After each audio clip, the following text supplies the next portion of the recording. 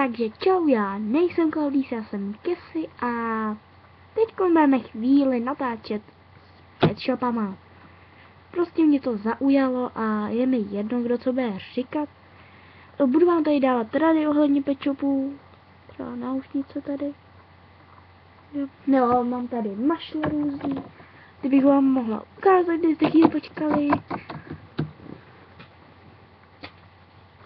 Tak kde jsou, fakt kde jsou. Dobře, právě jsem tu mašli asi ztratila. No nic. Aspoň budete mít překvápko do videa. Nemáte co říkat, jasný?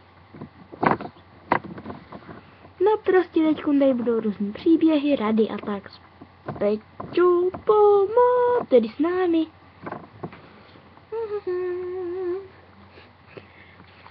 A taky se mnou. Ne, Gregu.